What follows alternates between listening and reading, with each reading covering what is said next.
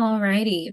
So for the sake of going, I will go ahead and start with our welcome and just thank you all so much for being here and taking the time out of your afternoon to share with us and learn so much from Drew Diamond. I'm so grateful to have you back after your first panel with us earlier this summer. So for those of you who are not familiar with OCCJ, we are a statewide nonprofit dedicated to inspiring and equipping Oklahomans to overcome bias, bigotry, and oppression. And we do that through a number of programs, youth-facing and adult-facing, and one of those is this panel that you're currently participating in. So thank you so much in advance for leaning in. We want to encourage you to ask questions, to really seek to gain as much information as you can from this new kind of format that we're doing with the panel, just having one panelist so we can really hone in on conversation with them and really glean a lot from their expertise. And so with that, I will turn it over to Victoria. Thank you, Kara. My name, for those who don't know, is Victoria Dengton Devon Atigan. I use she, her, hers pronouns. I work as the program coordinator here, OCCJ, mainly working with in the Inclusive Leadership Institute, which most of you probably know me from, and panels as well, and fireside chats, which we're doing today. Thank you all for joining us. Just a quick little logistical information here. If you have any questions during this fireside chat, please feel free to utilize the chat function on the Zoom, and we will keep a list of and tab of your questions. And when it comes to the Q&A period, which Morgan will be leading, then we'll go ahead and ask those questions. We will also at that point ask participants to come off mute and share any questions that they have. With that being said, I'll just take a brief moment to introduce some of our OCCJ staff. Everyone that is staff and on this call has the words OCCJ in front of their name. So just wanting to give Phil, Morgan, and Shadi an opportunity to briefly introduce themselves, their titles, and their pronouns. Don't know if you want to take it away, Morgan. Hi, my name is Morgan Allen White. I use she, her, hers pronouns, and I proudly serve as the Director of Development here at OCCJ. Hello, everybody. Phil Armstrong here, President and CEO of OCCJ, and he, him pronouns. Hi, my name is Shadi Nadri. I'm the Office Administrator at OCCJ, and I use she, her, hers pronouns. Thank you so much for introducing yourselves. And with that, I will hand it over to Kara to read Drew's bio. All righty. So Drew Diamond is a secondary guest. He's been here already. I'm speaking at one of our panels, but he is the retired chief of police. He completed 22 years of service with the Tulsa Police Department and served as chief from October 1987 until his retirement in November of 1991. Upon completing the service, he served for 16 years as the Director of Training and Technical Assistance for the Police Executive Research Forum, or PERF. During his years as a police executive, he became widely recognized as a leader in community policing in particular and for his commitment to community service. He initiated progressive community-oriented reforms, including the development of innovative programs to improve the police response to persons with disabilities and victims of domestic violence, sexual assault, child abuse, elder abuse, and hate crimes. In 2001, he co-authored a book entitled Racially Biased Policing, A Principled Response. Welcome, Drew. And with that, we'll go ahead and get started with our questions from Victoria. Thank you. Once again, thank you for joining us, Drew. You had so much insight in the last panel, and we got a lot of feedback and response from so many different people, including internally, of how much we want to hear more from you and hear more of your experience, and how unique that has been and impactful it has been in, TPD and what we see TPD today. So with that, I wanted to kick it off with asking you a little bit more about the work that you did with the police department. If you could just share some of your story with us, that would be amazing. Well, asking an old guy to share stories with you about those experiences, we probably don't have enough time. But I mean, I joined the Tulsa Police Department in 1969 when I got out of the Army. During the Vietnam War, as a criminal investigator in the Army CID, and prior to that, as a kid, I actually worked for the FBI in the Domestic Intelligence Division. And so joining the Tulsa Police Department in those early years, I got I got an interest in municipal policing, and my wife is from Tulsa, and I visited the city and quite frankly fell in love with it, and joined the department. I came up through the ranks. I had the opportunity in my 22 years of service to work in every single division and every single part of this city. So by the time I became police chief, I had a pretty intimate knowledge of what I, at least from my perspective, what was going on both inside the department and in the city. And those experiences, my years, I spent a number of years as an undercover officer, but as starting out as a downtown and Archer and Greenwood, a patrol officer in 1970, Archer and Greenwood was part of my beat. And then working in North Tulsa, both as a patrol officer and then years later as the patrol commander, and then after that as chief. And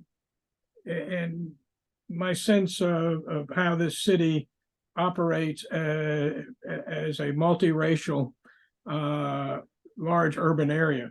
People sometimes don't think about it, but Tulsa is the 46th largest city in this country. There's 14,400 municipalities, all have police departments. And,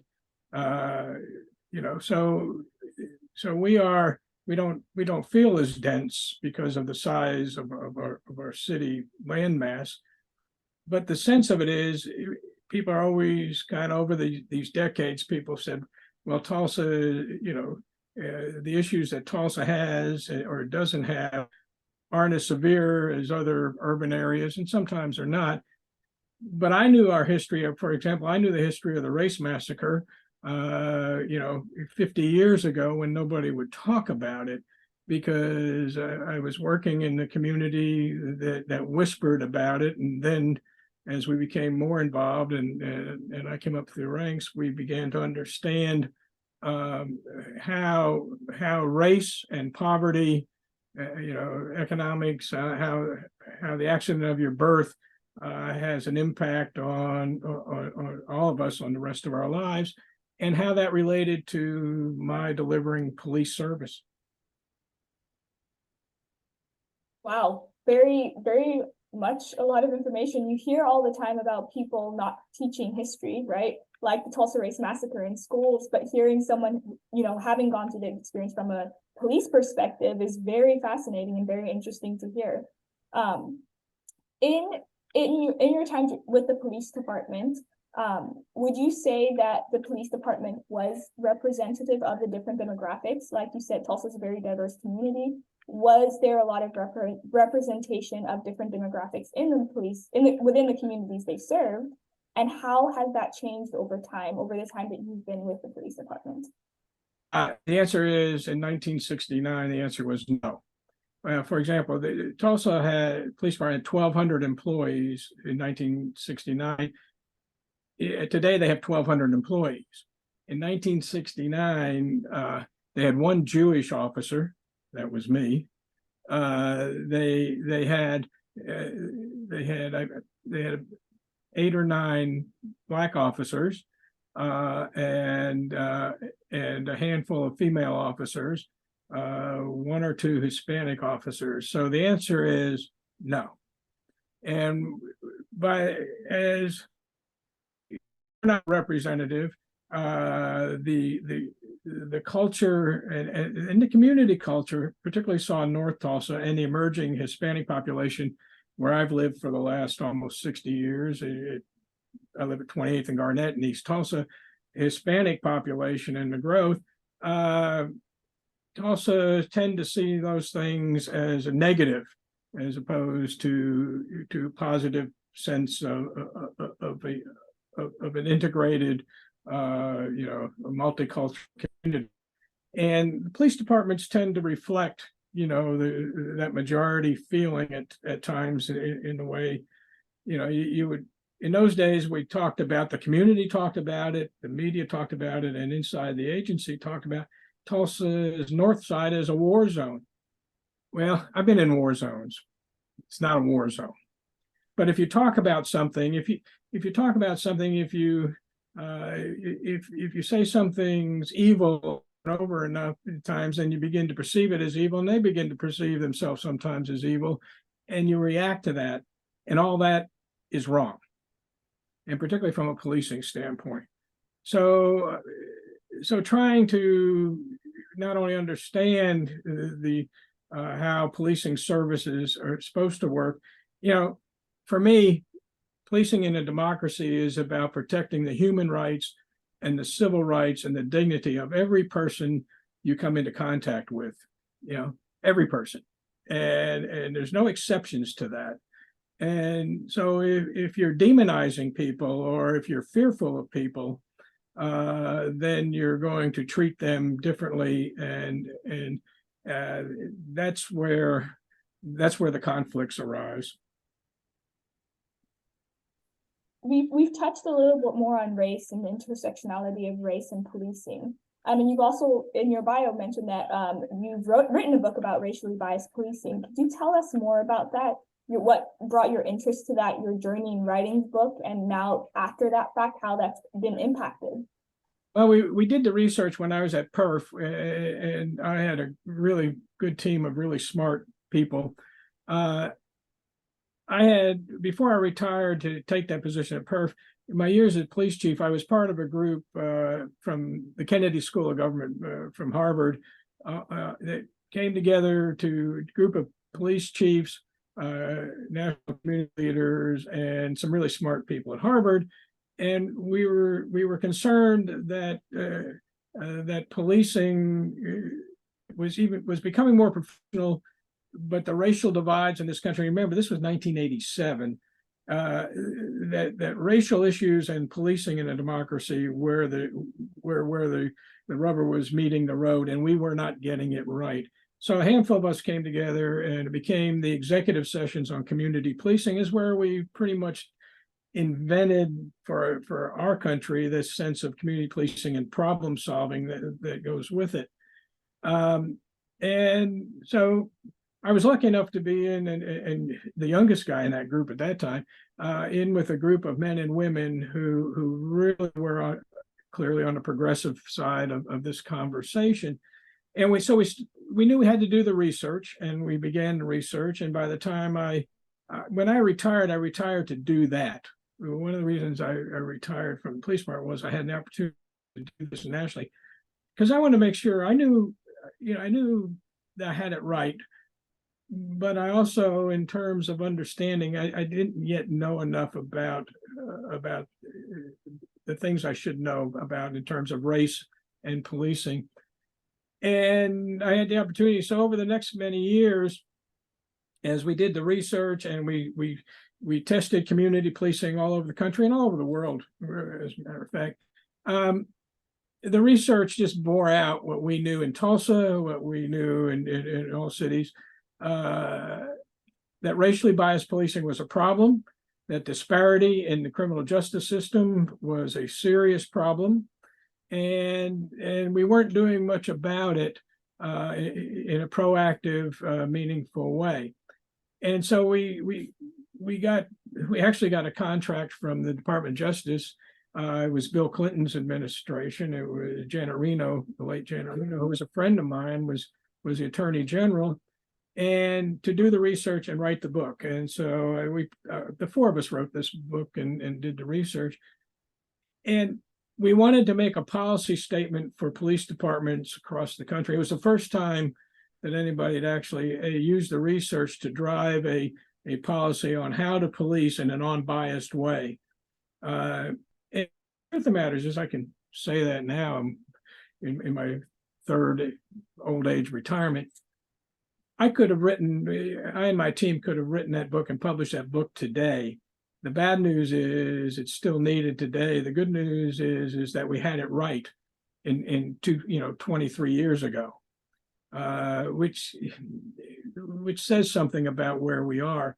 And so while I was police chief, because I put in place the policies about race and the policies about immigration and changed our hiring practices to hire minorities, and did it successfully in 4 years. Got me a couple of votes of no confidence from the police union at times, but we were able to put a stamp on what that you could actually make a positive change in terms of, and a change in the way you delivered the services. I'll tell you one more quick story. 3 years into this, and as I was doing community policing, we were inventing it here in 3 other major cities around the country. I was getting criticism and getting some political criticism, from some elected officials. And a survey was done. I didn't do it. The city did it because on the police department, and it came out that in terms of North Tulsa and the Black community, that at that moment we had 86% of the community had a great deal of confidence in the Tulsa Police Department. And when I remember having a staff meeting, and by the way, the rest of the city was like 92 or 93%. So I should have been, as police chief, I should have been ecstatic. I kind of was, but at staff meeting, I pointed out that 14% of the 40,000 Black citizens that lived in North Tulsa didn't like us. So the work is not about the 86%. You want to keep them. The work is, what are we doing about the 14%, that are having a serious a problem with us? And that's always been my approach. It has been to say, okay, if you're going to serve everybody, then that's, you got to serve the people who don't like you, and usually they don't like you overwhelmingly because of something you're doing, not something they're doing. And in government, that's a hard pill sometimes to swallow. Speaking about the different communities that you've worked with, North Tulsa and the Hispanic community and the immigrant communities all over Tulsa, what are some barriers to good police-community relations that you saw during your time? And what steps can be and did you take to eliminate those barriers for those good community and police relationships?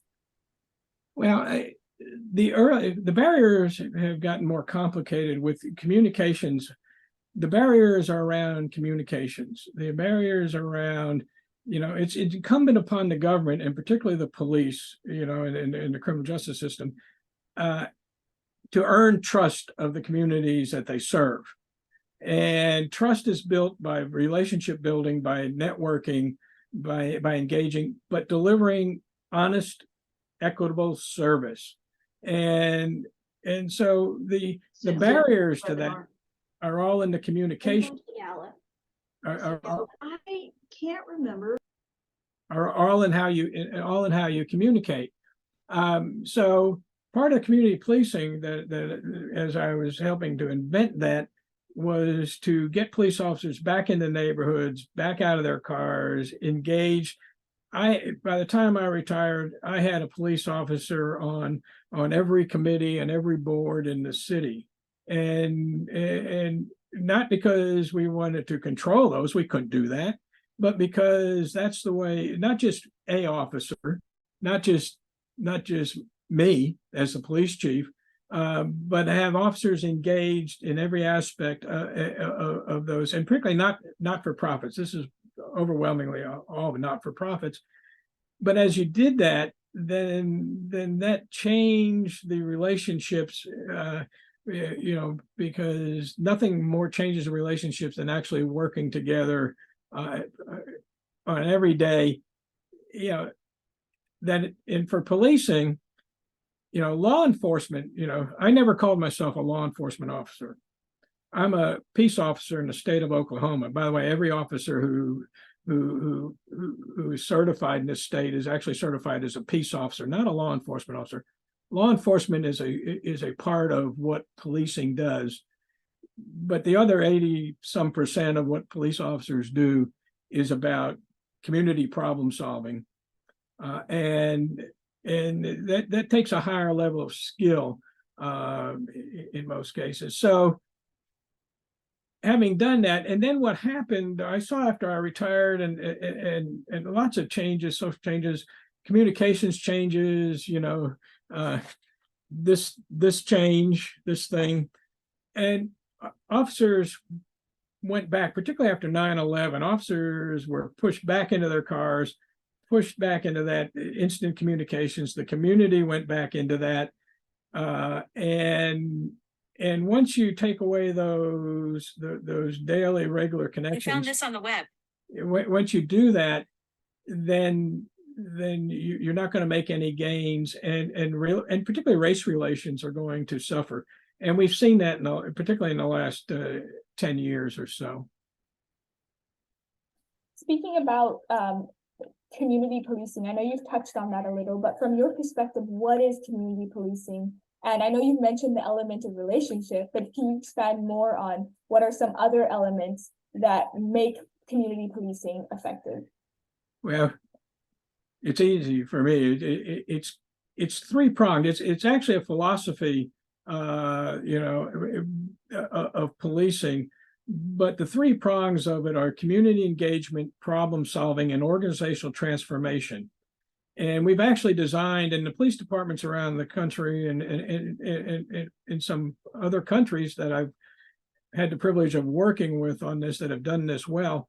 When you take those three things, when you're fully engaging in the community and you're doing problem solving with the community, not to the community, and the hardest part of that is organizational transformation. In order to do those first two, a police agency has to transform how its hiring practices, its disciplinary practices, its patrol tactics, how it trains, all that. And the reluctance to be a fully functional community policing department is a reluctance to transform. And what we've shown, and my little shelf here in my little office at home is full of the research we've done over the years for this. What we've shown is that not only when organizations transform that way, the community is safer, crime goes down, and the officer is safer. Those two things go hand in hand. And listen, I survived a couple of police shootings in my career. I know what this is about. And if you make the community safe, you make the officer safer. It just common sense. And so, but it takes work on the city's part, on the agency's part, and on the to make that change. The community doesn't have to change. It is the institution that has to make the change. Wow, all amazing, amazing points. What you were talking about the different skill levels that officers of the peace need, right? Because you were saying 80% of their job is not necessarily law enforcement, but being officers of the police. What kind of skills do you see necessary for the police department and community leaders in order to make community policing work effectively? The skills, when we started changing the training of police officers, first of all, you change who you hire. You hire for the spirit of service, not, there's adventure in policing. This I won't tell you, I've got stories, but there's adventure in policing, but it comes, it's only a small piece of a 25 or 30-year career. The adventures is there. The satisfaction is in the problem solving, is in keeping people safe. The object of policing is safety. It's not how many people you arrest, it's how many crimes don't happen, how many people don't get hurt. And so you want people with skills who you can raise and train and come with skills, prepared to serve for that reason, can adapt to problem solving skills, and their skills have to be communications. They have to be able to talk and listen. We trained officers when I started changing the training nationally and around on listening skills, on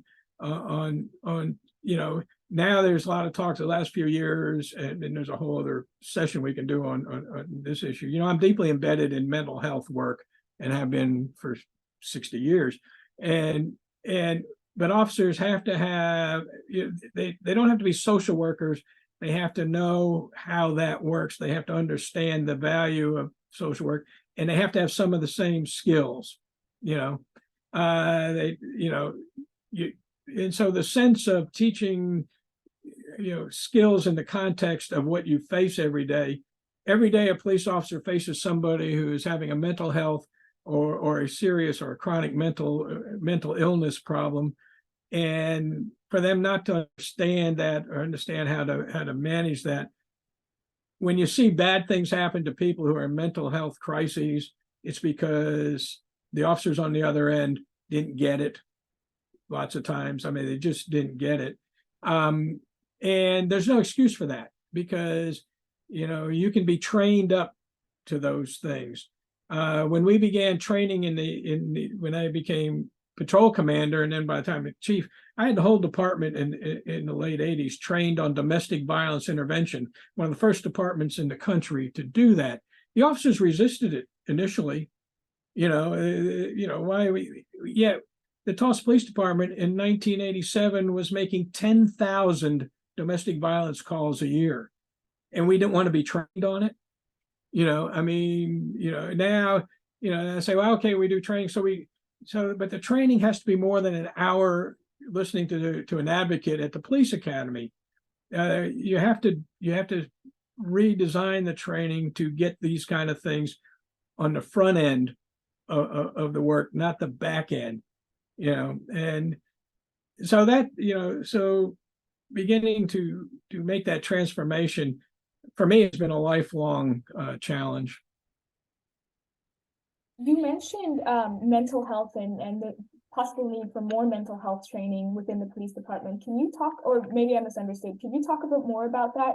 Is there some form of mental health training that officers received during your time that you were in the Tulsa Police Department? When I went to the police academy in 1969, we had an hour from somebody from the Mental Health Association. That's not mental health training, and now they have more now, and that's the good news. And the Tulsa Police Department has a mental health response team and stuff. That's all good news. But you have to understand something about doing those responses that way. The Tulsa Police Department has 800 and some officers right now. Only 50% of them are in uniform, are out there. The rest are doing something else, which is a whole other discussion about why that shouldn't be. But by the way, the national standard is that 65% of your agency should be delivering uniform services. But at the end of the day, those officers, if you train an officer, for example, Tulsa Police Department, after I retired, kind of said, okay, we're going to do some community policing, but we're going to have an officer do it. Well, if you have 800 officers out there and you have one man or woman being the go-to nice guy and the problem solver, it's failed. It failed here. It's always failed. Same thing with mental health.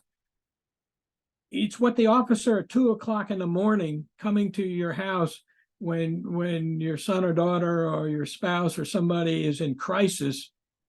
If that officer has been trained up to snuff, it doesn't matter how many 3 or 4 really smart people you have on a mental health response team there, and they're not going to be, in a city this size, they're not going to be there, and because you're going to have 3 or 4 of those a night doing this stuff. So it looks good, and it doesn't. But the object of the exercise is to have the entire force trained up to those things that we know. The other, and I'll throw in this. I still train. I'm a guy in the state training police officer still in racially biased policing. On implicit bias work. It's greatly resisted. That kind of training, I sit in a room like this.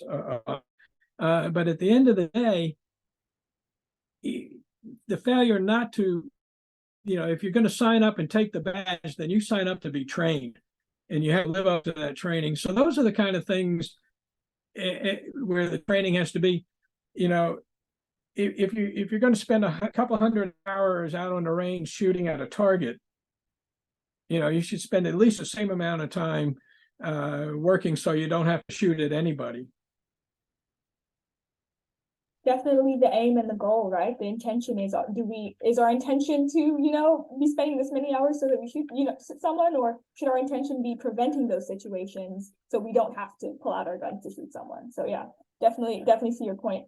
I did want to ask a bit more about, you talked a little bit about procedures and operations and trainings that officers receive in regards to, implicit bias training that you've done with them and racial biasing police work that you've done with the police department. From your perspective, what additional procedures do we need in our police departments? Not just thinking about Tulsa, but nationally, what are some procedures that we need to have in our police departments to make policing and community policing more effective? Well, let me start with the most difficult, the implicit bias, the racial bias part. The only thing I've seen, and why I still do this when I trained, and I and a colleague a few years ago actually designed some of the national training for implicit bias training for police officers. But it is that you have to get people, men and women, in a room, and that training has to be sophisticated enough. And I think, I hope some of that stuff we're all doing is to get them to have an aha moment, because the behavior, it's not about the behavior of the person you're confronting in the street. The only behavior you really control is your own. And for a police officer, having total control over your understanding your visceral reactions, your bias reaction, all that stuff, helps you manage those things, and recognizing when the guy next to you got it wrong. And too many police officers, and we've seen it nationally, too many police officers become bystanders to when the officer next to them is doing wrong, and they know at the moment it's happening that it's wrong. They won't intervene. And that's so getting people to be comfortable in their own skin, understanding what they're dealing with and what their responsibility is.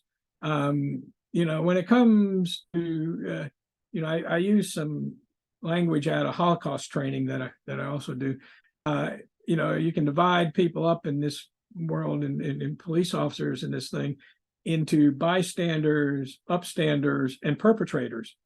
Now, there's only there's almost 1 million men and women in municipal policing in this country, and so we're not overwhelmed by police corruption. 1 million men and women, overwhelmingly they get it right.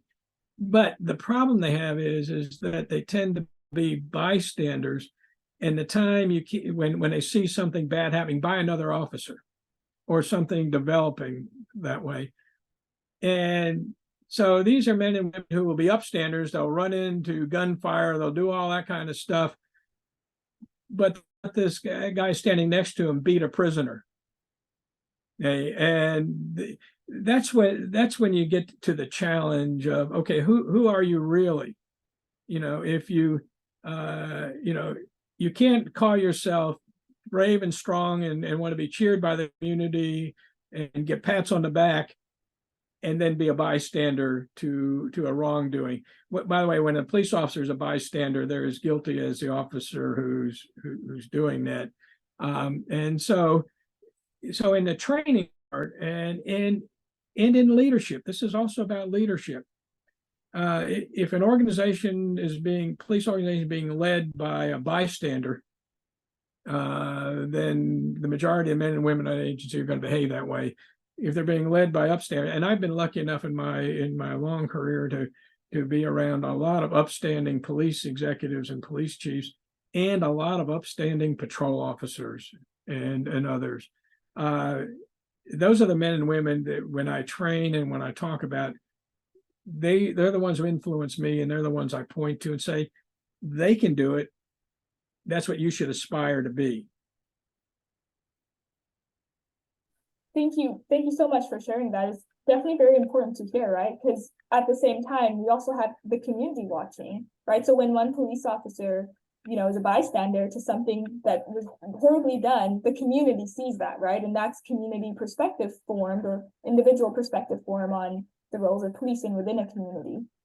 Thank you for mentioning that. I did want to ask, so we've been mentioning a little bit about how there's such a division, right? Not just in the police department, but like nationally on what good policing looks like, because if something is labeled progressive or something is labeled affiliated with a political view, it's thought of as, no, we're going to throw that out, or it's bad. Can you talk a bit more on your perspective on why this has become such a political issue when it comes to, we have the research, right? We have the research documented from years. How do we have the research, but people are still like, no, this is labeled progressive, therefore we should not do it.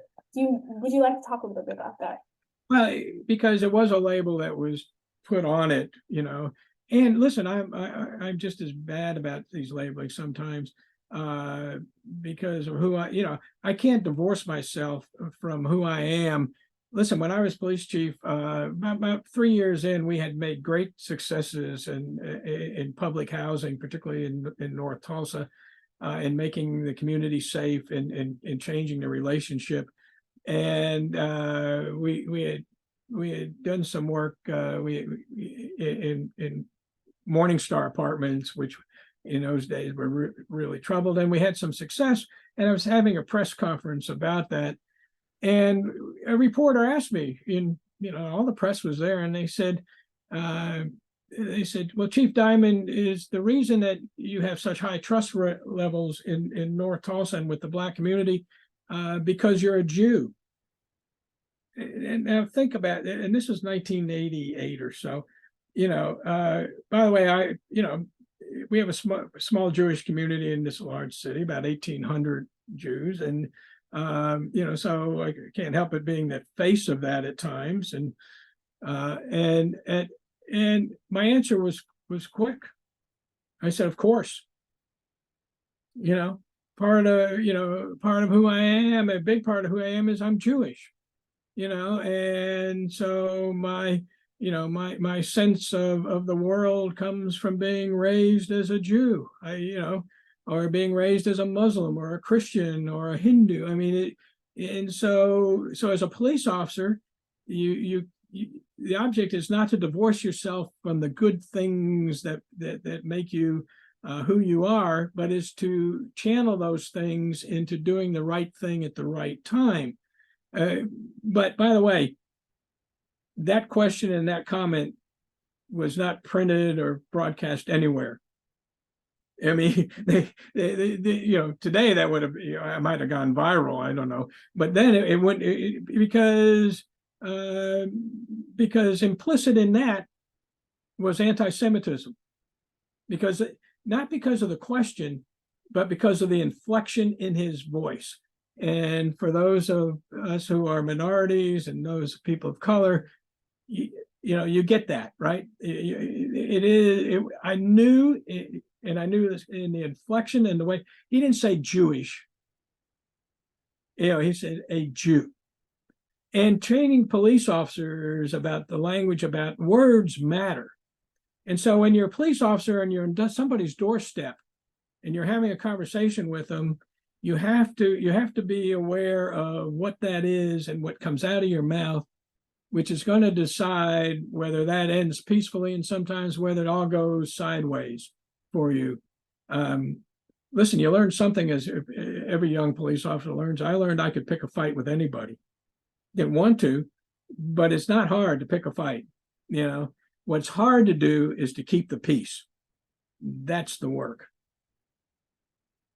Oh, all amazing thoughts, amazing experiences, and comments. I could just keep talking with you and having this conversation, but I don't want to be selfish, and I do want to open the floor for everyone else in the audience to participate. So with that, I'll hand it over to Morgan to kick off our Q&A period.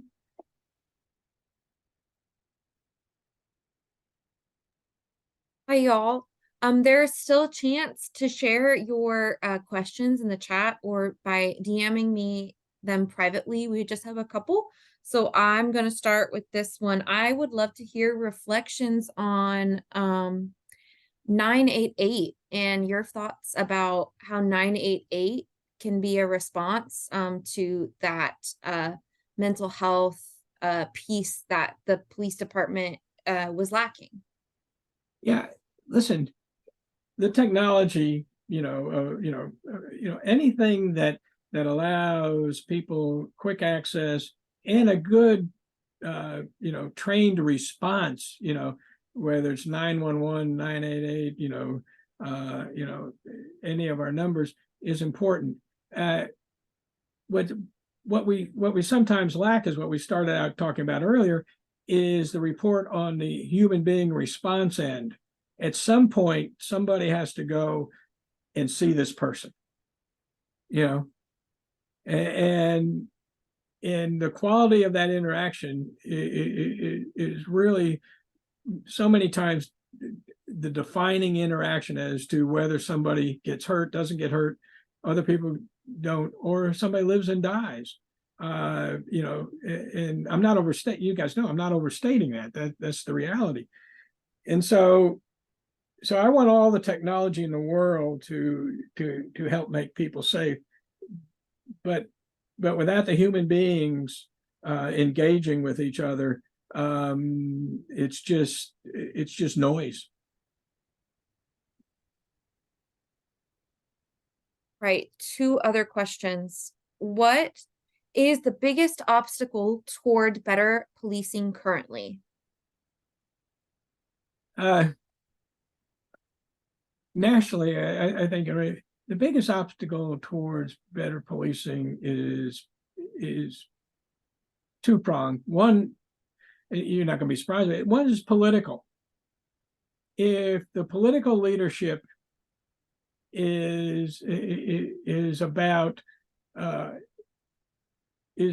policing as a tool of law enforcement, and that's all it is. And by the way, for that kind of political leadership, they only like that tool as long as it's not aimed at them. It's always been that way.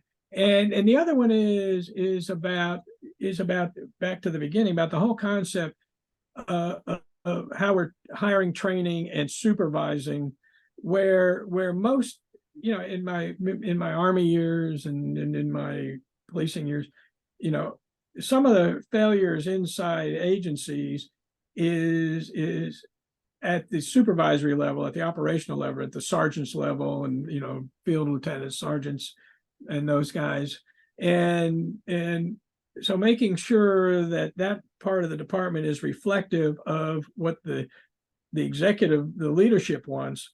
But like I said, the departments, and I've worked with many of them all over the country that have been the most successful in serving their communities have, by the way, I have a piece of research that shows that once the most successful community policing and successful police departments in this country have two things in common. They have consistent good police chiefs and consistent good mayors or city managers.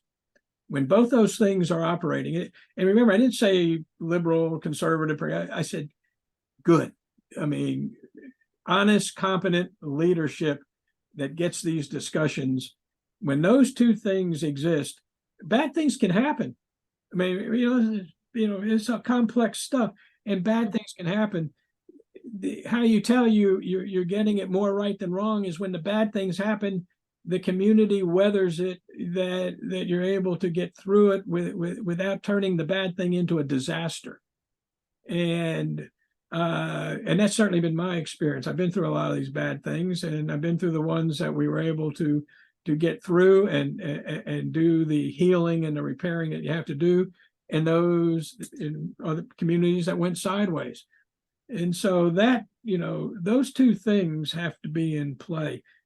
The best cities that I've consulted for over the years, worked in and done this stuff, had those two things in common.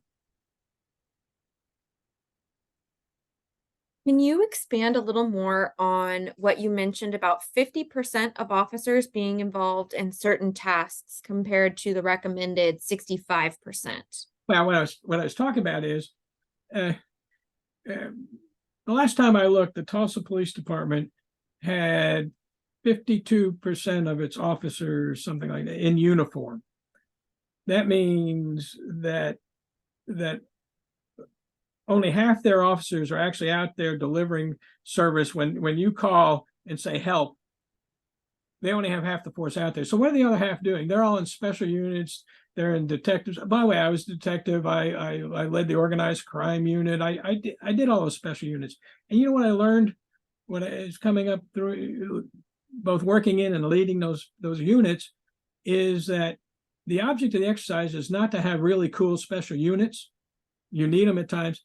Is to have so much less crime you don't need those special units. The way you don't need to double the size of the detective division is to cut the crime by 20 or 30%.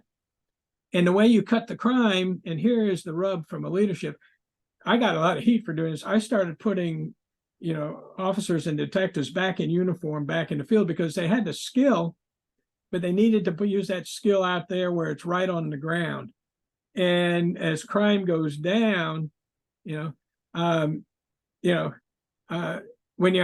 if you look at, listen, the Tulsa Police Department was my career.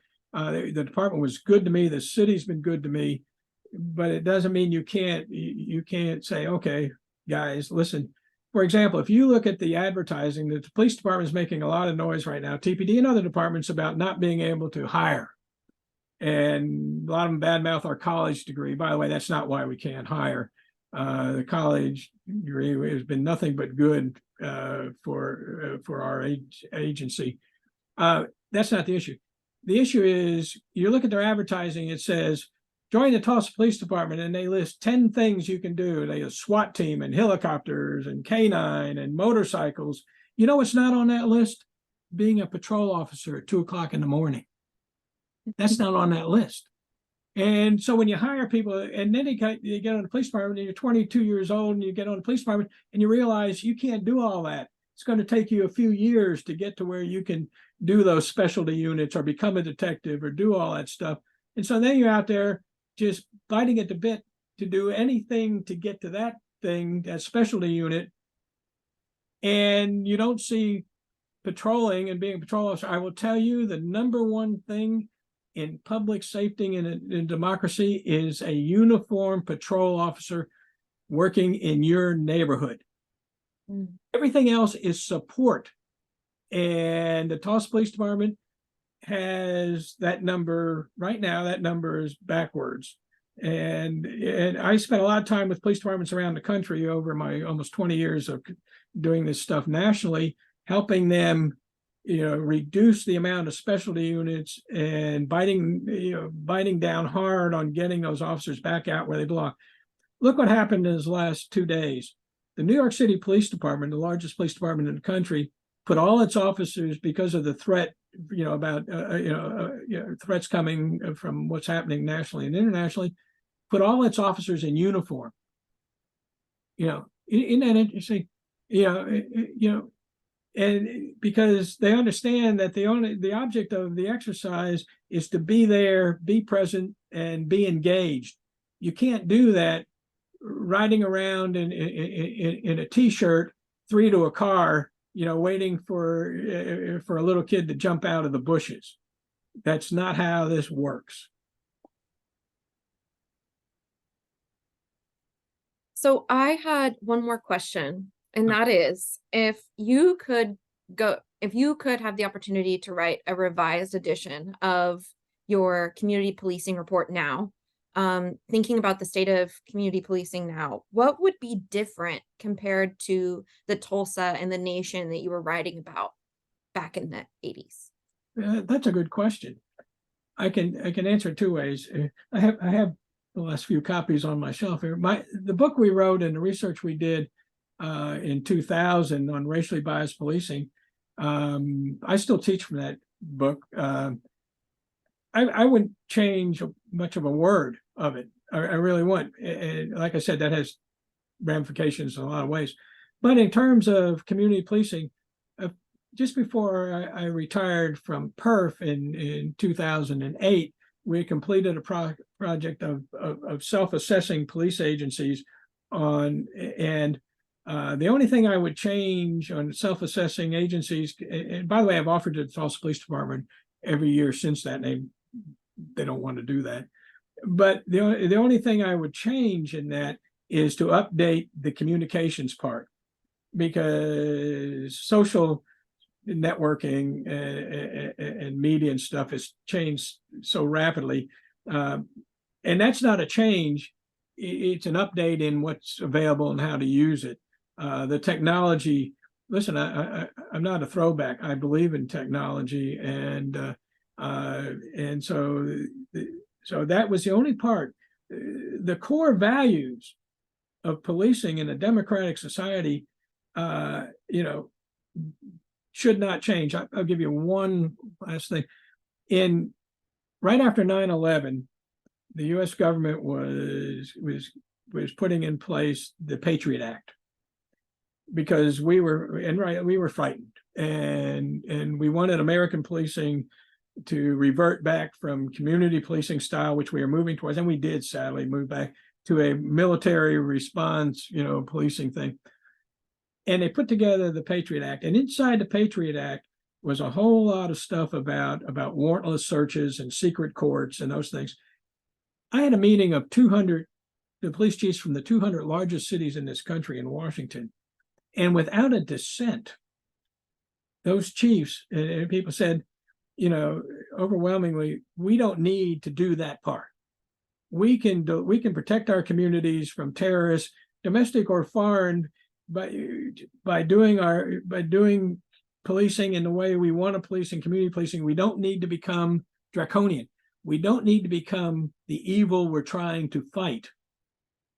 And sadly, what we did was we became the evil we're trying to fight at times. And so that, so trying to stay, and by the way, policing in America is facing that same conversation at this moment. And every time we face that, and you can't make community decisions out of fear and anger. Every time I've seen a community decision made out of fear and anger, we got it wrong. You get 2 moments of visceral, oh, we did that, and then it all goes bad. And then the last question for the audience is, what would you like the audience to take away from this discussion today? Well, listen, the only, I'll put on my my educator's hat. I spent 13 years while I was on the police department and doing my national work. I was still on a adjunct faculty of TCC. I'm a graduate, third graduating class of TCC, and Northeastern. I throw a plug in for all my alma mater. But what I want as an educator, I'll put on my educator's hat and say this. What you should get from a handful of us having this discussion, anybody who will sit with anybody else and listen and do that, is to have in your head all the next questions you want to ask. And by the way, the answers are out there. You just have to sometimes you have to do a little work and get through the noise, particularly, if you're doing your own research and stuff. But there's a lot of quality community engaged work out there that's available. But what I want people, particularly young people, is to question everything. That's even me. Yeah, even me. It's a really good nugget of truth. Always question, right? Critical thinking for ourselves, and keep exploring, keep researching, keep asking questions. Thank you so much. What a beautiful, beautiful way to wrap up our first fireside chat of this important topic, right? The whole thing about continuing conversation, continuing research. This is just the beginning of whatever, journey or where these conversations are going, but we need to build on that, right? We can't just have a foundation. So thank you so much, Drew, for joining us and for honoring us with your wisdom. This has been incredible. Every time I hear you speak, I'm like, oh my goodness, we have to have Drew on another panel. So I'm so excited that you could join us. Thank you. My pleasure. Thank you so much. And then some last minute housekeeping for OCCJ. We have our Youth Leadership Forum for Community Transformation. Kara just dropped the application in the chat. If you know any high schoolers that are interested in talking about race and the intersectionality of race and the Tulsa Race Massacre, this is definitely the program from them. And we would love, love, love to have them sign up. We take youth from all over Tulsa and the Tulsa metro area as well. So from Wausau and Sand Springs, we bring them together for a 3-day course essentially. And we talk about race relations and the history of race in Tulsa. So definitely applicable to what we're talking about today. And we also have a section on police and community. So definitely part of the continuing conversation that we want to have with our youth. They are on a Saturday, a Sunday, and another Sunday, I believe, Kara? Another Saturday. Another Saturday. And all of the dates are linked in the application as well. For more information, you can email Kara or myself. But we've dropped the application there in the chat for you. Also, if you would like to keep up with what's happening at OCCJ in regards to our panels, our programs, you can sign up for our newsletter. And the link has also been dropped there in the chat. So thank you all for joining us. We hope to see some of y'all in our next Fireside chat in 2 weeks. And we should be giving an announcement of our next speaker shortly. But thank you for being here. Thank you, Drew. Again, it's always a pleasure to have you speak with us. And we hope you all have a good, well, for those taking Friday off like myself, a good long weekend. For those not, hopefully we can all get through Friday. So thank you all for being here and have a good rest of your week. Bye.